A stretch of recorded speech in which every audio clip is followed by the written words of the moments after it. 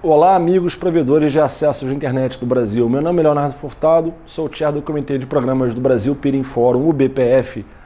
Esse vídeo aqui, montado exclusivamente para você, falaremos de gerenciamento de desempenho e o quão importante isso é para o negócio do provedor. Vamos lá? Quando falando de gerenciamento de desempenho, vamos na mesma linha das demais disciplinas de gerenciamento já discutidas em artigos da Wiki do BPF e assim como também aqui no canal do YouTube, né? A gerência de configurações, gerência de falhas, incidentes, performance, que é justamente, não somente essas, né, que falarei aqui agora no vídeo. Bom, o cliente, seja ele residencial, mas principalmente o corporativo, ele está interessado em 3 métricas aqui. Na questão de desempenho, 3 métricas e uma métrica na questão de disponibilidade. Vamos começar pelo mais fácil, que não tem nada a ver com desempenho necessariamente, o uptime da rede dele, ou o quanto de downtime ele não teve. Então essa é a conta que o cliente faz. Então temos um artigo muito interessante produzido na Wiki do BPF, assim como um vídeo aqui no canal do YouTube, que fala só do tema disponibilidade. Então, vamos pular aqui e ir direto para o que interessa. Na questão do desempenho, há 3 coisas que o provedor está interessado. Número 1, a taxa de encaminhamento de pacotes por segundo associada à largura de banda do circuito contratado. 2, latência. 3, jitter. Tem uma quarta aqui, na verdade, já ia me esquecendo, o índice de perda de pacotes, que inclui algumas regras aqui, não somente a perda pela perda, mas, por exemplo, se você tem fragmentação de pacotes na rede, você vai ter uma diminuição de performance em diversas arquiteturas de roteadores que a gente vê instalada por aí. Enfim, vou deixar esse aqui para falar por último. E focar apenas no quê? Na taxa de encaminhamento de pacotes por segundo associado à largura de banda do canal do circuito contratado, a latência e o jitter. Vamos lá? Começando pela largura de banda e pela taxa efetiva de encaminhamento de pacotes por segundo.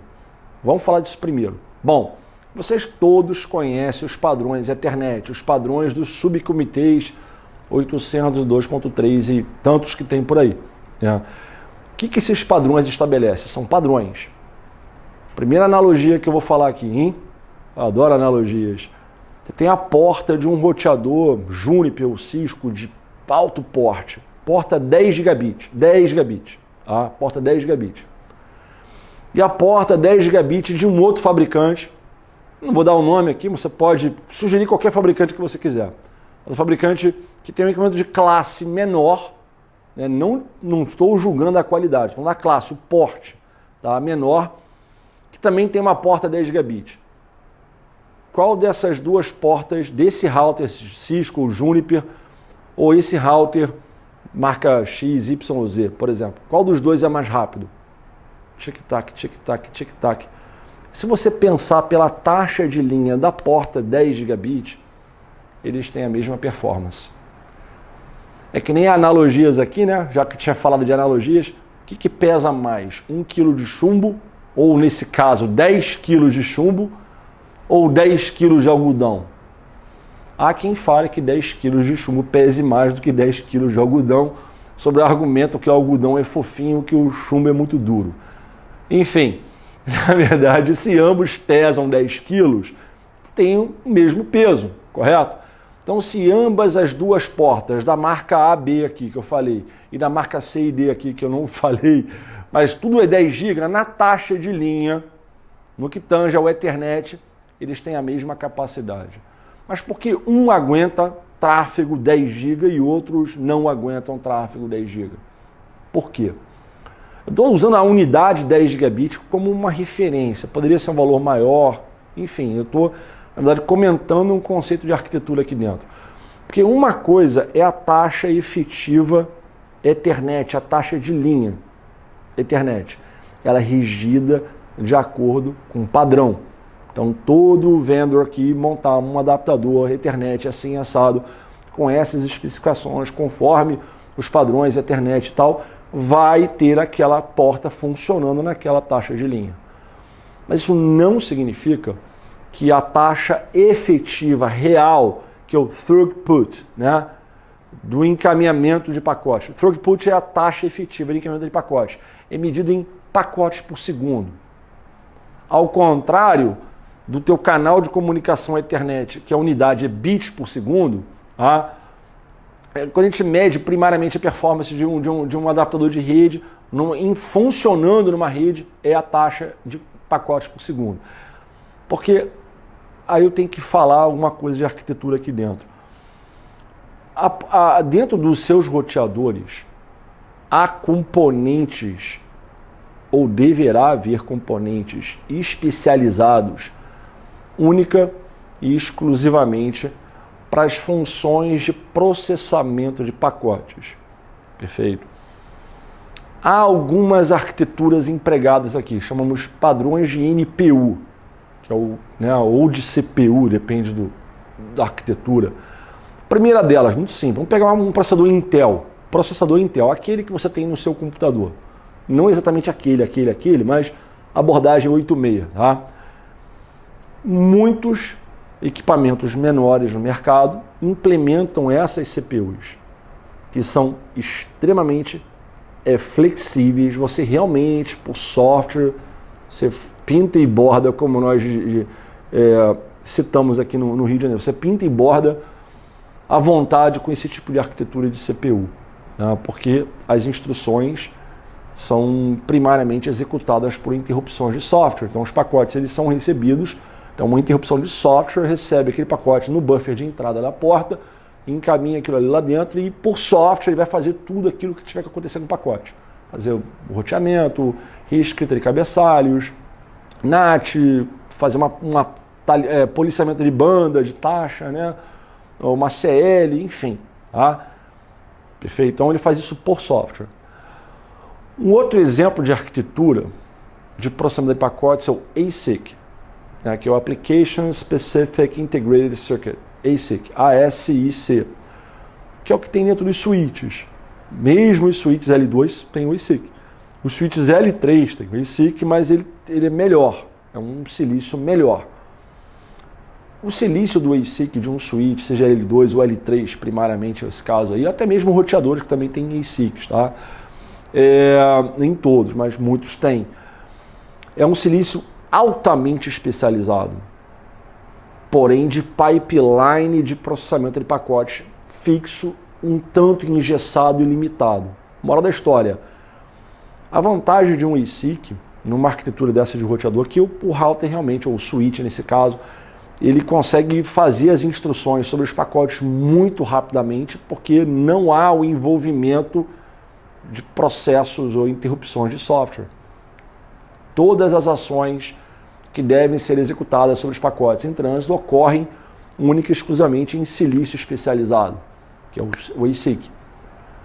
Mas, ao mesmo tempo, apesar de ser muito rápido e ter uma excelente relação de custo-benefício, né, ele tem limitações. Limitações principalmente no que diz respeito a capacidades. Não é qualquer ASIC por aí que vai conseguir armazenar toda a tabela de internet programada lá na TCAN dele. Não vai conseguir. Tá? E algumas instruções são bem complexas. Parece que não, mas algumas instruções são bem complexas nas ações do plano de dados do equipamento. Principalmente a consulta ou parsing de instruções dos cabeçalhos e a manipulação de dados de cabeçalhos. São operações complexas do ponto de vista de plano de dados. E os ASICs têm dificuldade, notoriamente têm dificuldade de fazer isso aí. Novas gerações de ASICs que estão chegando no mercado já fazem isso melhor ou praticamente viabilizam usar um ASIC para esse tipo de coisa. Porque há uma outra tecnologia de silício que eu vou comentar daqui a pouco, que é bem mais cara e faz isso melhor. Enfim, então tem lá o ASIC. A terceira tecnologia, que é essa que eu citei e não citei, é o FPGA, que é o Field Programmable Gate Array, FPGA. O FPGA já é um silício bem caro. Ele é reprogramável, coisa que o ASIC não é, né? O ASIC ele sai da fábrica sabendo fazer uma qualidade de instruções e não dá para inventar muito aqui. Faz o óbvio, né? L2, L3, ACL, QoS e olhe lá. Tem dificuldade de implementar mais coisas além dessas. Alguns vendors não topam executar instruções que o Silício não consegue executar, eu compenso por software. Isso alguns fabricantes fazem, outros não vão querer fazer isso. Ou faz no Silício, ou não tem nem comando para você fazer, pelo menos naquele modelo de equipamento. Já numa CPU não tem problema, faz tudo por software mesmo, no FPGA não. E detalhe, voltando aqui para o ASIC, quando ele sai da fábrica, ele sai sabendo fazer aquilo ali, vai ser para sempre. Não tem como reprogramar um ASIC, é o respin dele, não tem como botar uma coisa nova nele. Tem uma nova geração de silícios, ASIC, que são reprogramáveis, tá? Mas não estão ainda fartamente disponíveis no mercado, muito pelo contrário. Já o FPGA é justamente aquilo que todos nós gostaríamos de ter, que é um silício muito especializado, tem muita capacidade, é reprogramável, só que custa caro. Por isso que às vezes você vê um módulo de portas para um roteador de uma família mais top, né? Aí você vê milhares e milhares e milhares de reais. Você fica, tudo isso é caro. Não, porque a tecnologia de processamento de pacotes daquele silício é altamente especializada. Tem muita capacidade, é reprogramável, é amplamente especializado e consegue fazer em paralelo múltiplas operações complexas sobre os pacotes. Coisa que um switch comum não vai fazer. Que um software router, por mais que você pudesse implementar aquilo tudo em software, quando ele começa a colocar tráfego em cima dele, ele não vai aguentar. Ele vai ter um aumento muito grande de processamento. Porque duas operações, por mais básicas que elas sejam, por incrível que pareça, que todo roteador faz, determinação de caminhos e encaminhamento de pacotes. Todo router faz isso. Parece simples, né? Mas são duas operações de I/O de rede que são intensas, computacionalmente intensas, por incrível que pareça.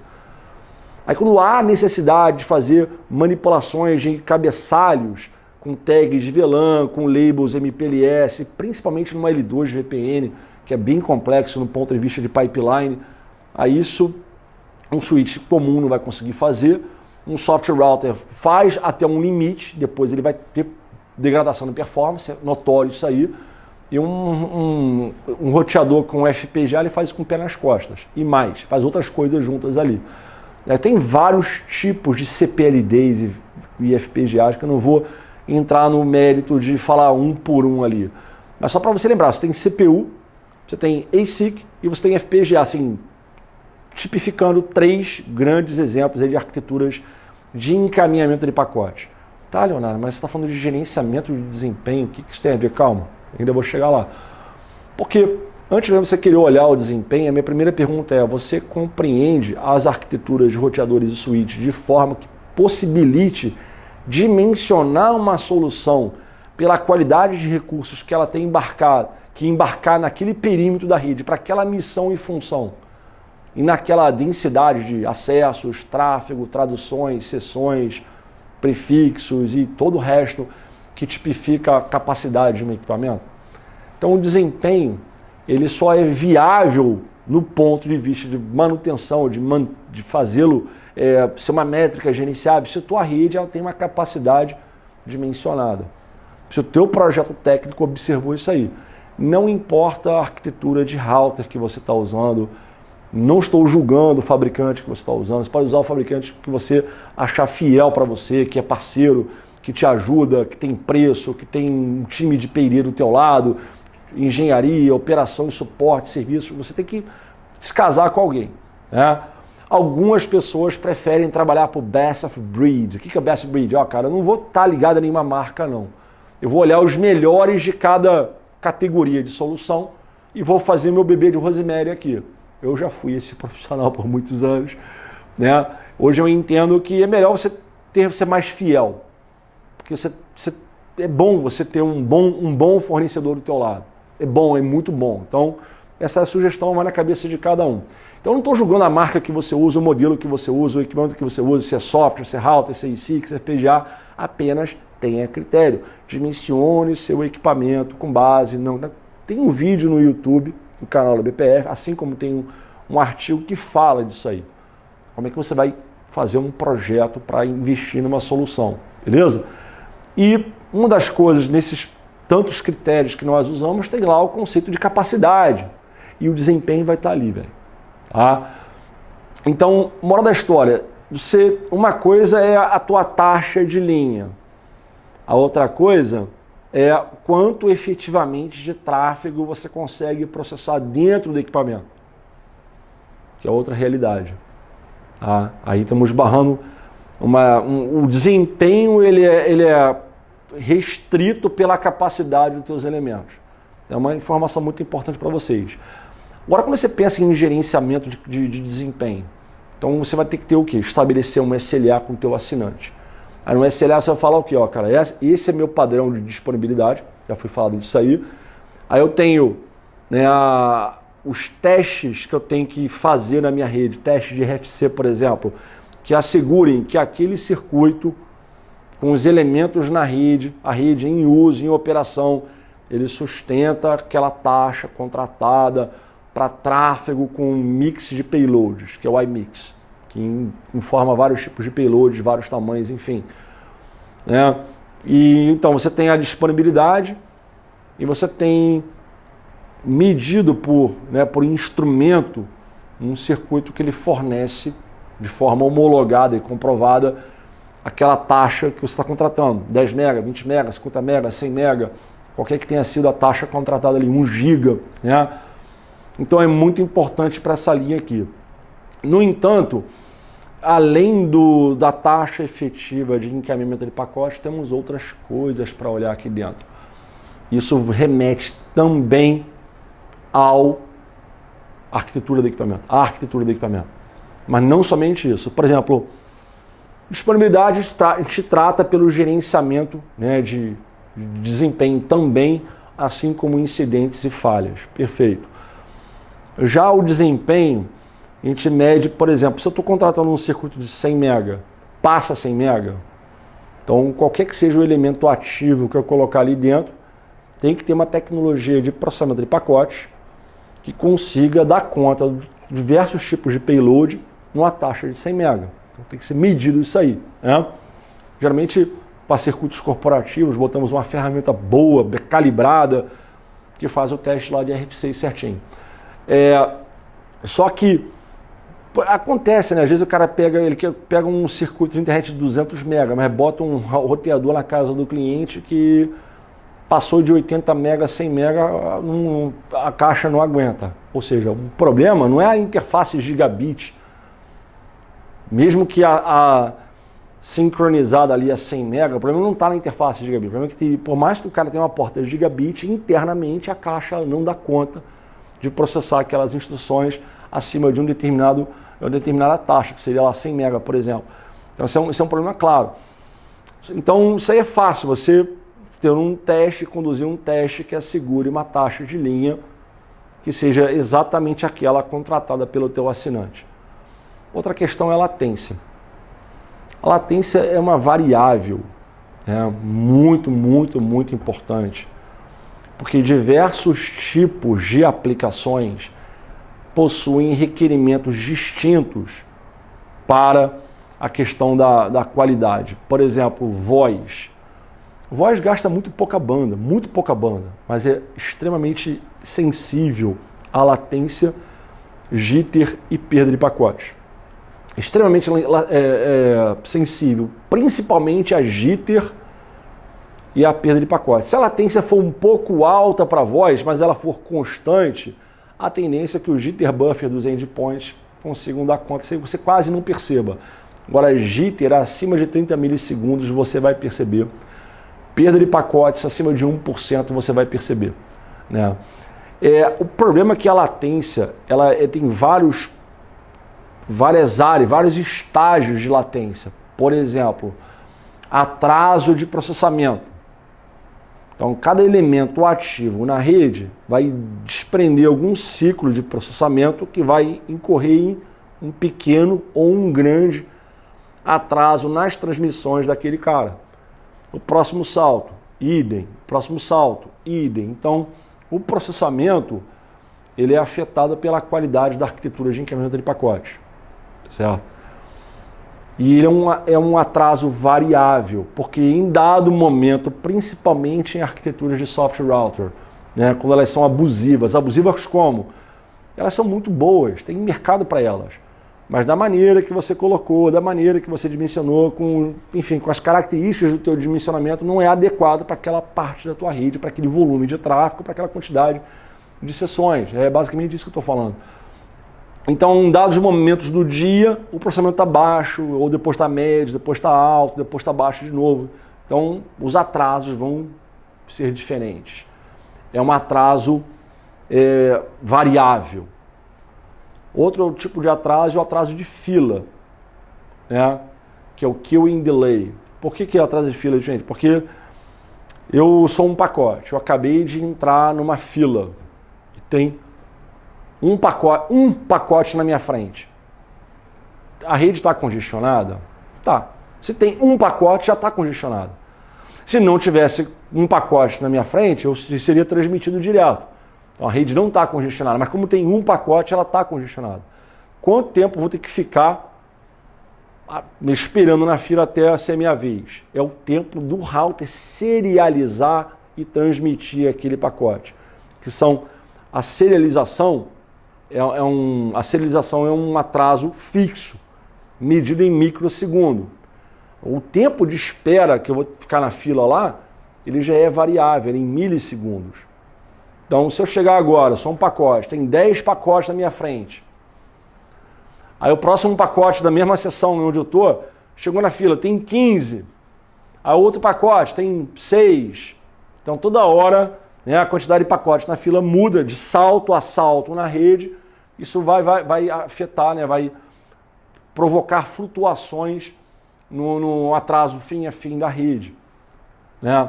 Outra, o delay de propagação. É uma coisa, tem um circuito 100 mega Rio de Janeiro, Niterói, que é logo ali do outro lado. Outra coisa é ter um circuito 100 mega Rio Natal, né, Rio Grande do Norte. Pode ser, para o ser humano pode ser mínima diferença, mas para sistemas e computadores a diferença existe. Né? Que a propagação, certos tipos de meio de transmissão propagam melhor. Né? Então, você tem atrasos fixos e atrasos variáveis. Então, o teu projeto de infraestrutura, o tipo de equipamento que você monta na tua rede, disponibiliza na tua rede, ele tem que passar por um processo de seleção de solução, conforme já comentado em artigos aqui na Wiki do BPF, no canal do YouTube. Quais são os seus critérios? Porque você tem capacidades para observar ali dentro. Essas capacidades, elas influenciam a escala do equipamento, tanto no plano de controle quanto, agora nesse caso, falando no plano de dados, a escala e no desempenho. Certo? Então, essa é uma informação importante com relação ao desempenho. Beleza, então suponhamos que nesse momento você tem uma rede onde os seus elementos presentes sejam bem dimensionados. Não excessivamente ou superdimensionados. Eles são bem dimensionados, eles dão conta do recado para as matrizes de conversação e densidades de usuários e volumes de tráfego presentes e futuros com alguma folga. Legal? E que as arquiteturas de processamento de pacotes sejam mais especializadas. Né?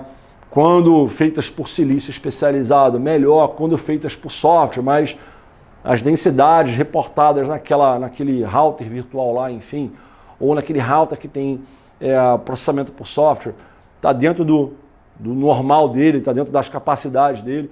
Vamos pensar que então tua rede ela esteja 100% nessas boas práticas ali. O que você vai olhar com relação a métricas de gerenciamento?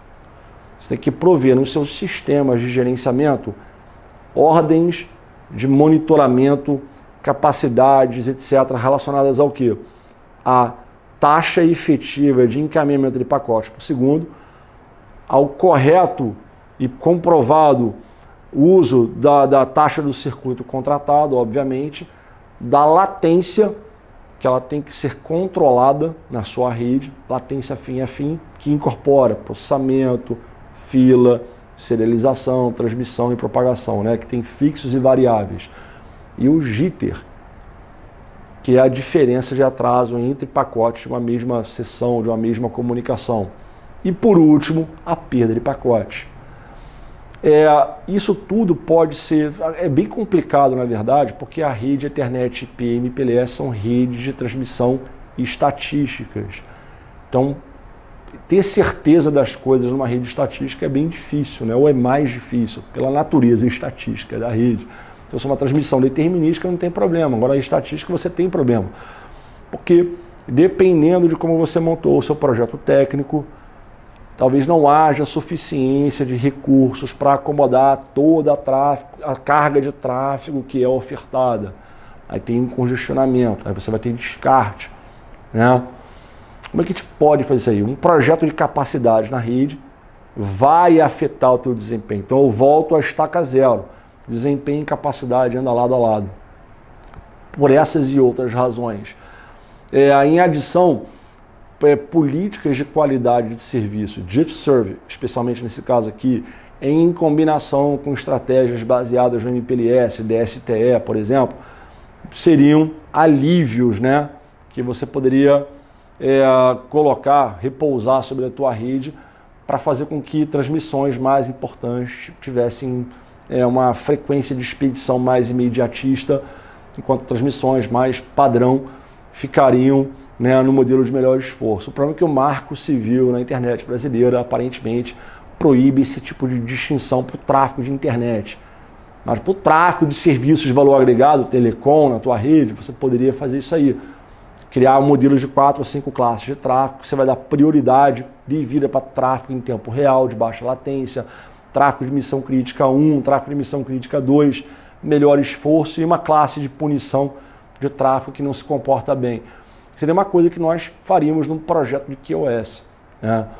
E os seus sistemas de gerenciamento estando devidamente alimentados com os indicadores necessários para trazer à tona, trazer à luz mesmo como a sua rede está performando.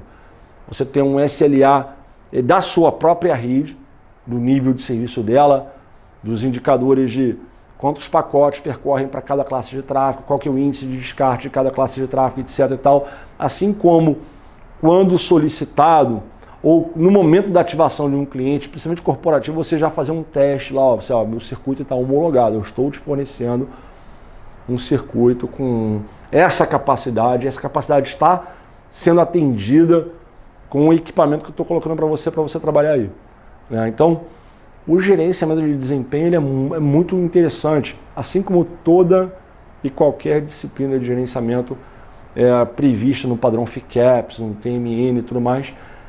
E para finalizar, no BPF, dá uma conferida na Wiki, já tem muito artigo bacana sobre o tema.